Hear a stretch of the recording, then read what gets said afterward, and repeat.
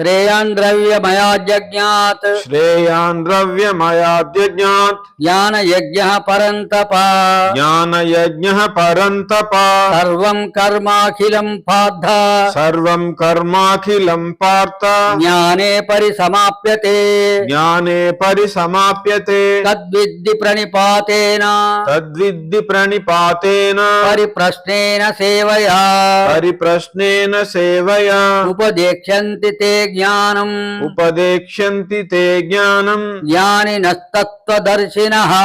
ज्ञानिनस्तत्त्वदर्शिनः यज्ञात्वा न पुनर्मोहम् एवं यास्यसि पाण्डव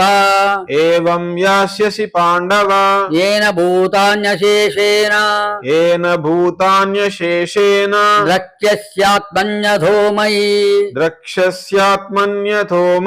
अपि चेदसि पापेभ्यः सर्वेभ्यः पापकृत्तमः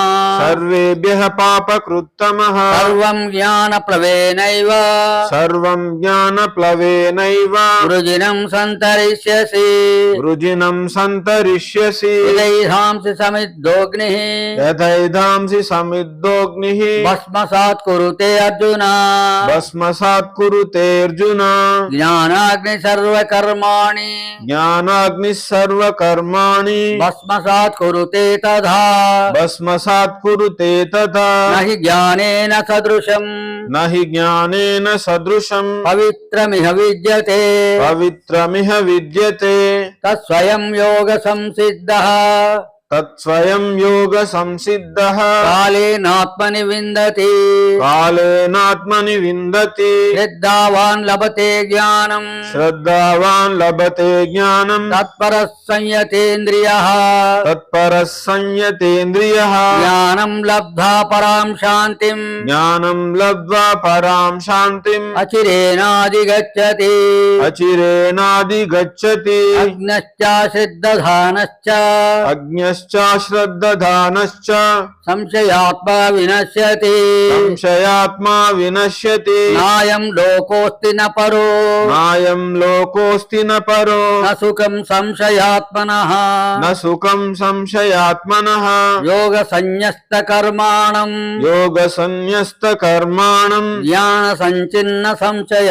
ज्ञानसञ्चिन्न संशयम् आत्मवन्तं न कर्माणि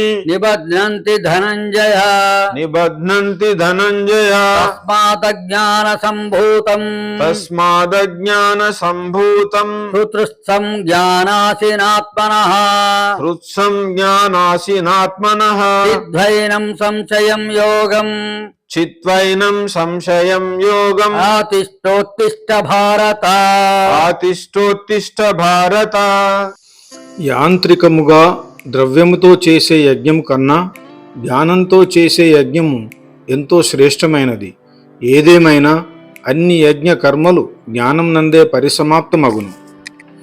ఒక ఆధ్యాత్మిక గురువుని చేరి పరమ సత్యమును నేర్చుకొనండి.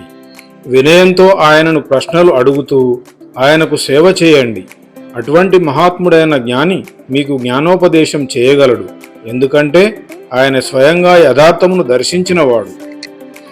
ఈ మార్గాన్ని అనుసరిస్తూ గురువు ద్వారా జ్ఞానోదయం సాధించిన పిమ్మట మీరు మరలా మోహంలో పడిపోరు. ఈ జ్ఞాన ప్రకాశంతో మీరు సమస్త ప్రాణులు భగవంతుని అంశములే అని, అవి మనయందే స్థితమై ఉన్నాయని గ్రహిస్తారు. పాపాత్ములందరికంటే పరమ పాపిష్టి వారు అని పరిగణించబడిన వారు కూడా ఈ ప్రాపంచిక భవసాగరాన్ని ఆధ్యాత్మిక దివ్య జ్ఞానమనే పడవలో స్థితులై ఉండి దాటిపోవచ్చు. ఎలాగైతే ప్రజ్వలించే అగ్ని కట్టెలను భస్మం చేయునో, జ్ఞానాగ్ని కూడా భౌతిక కర్మల నుండి జనించే ప్రతిక్రియలన్నిటినీ భస్మము చేయును.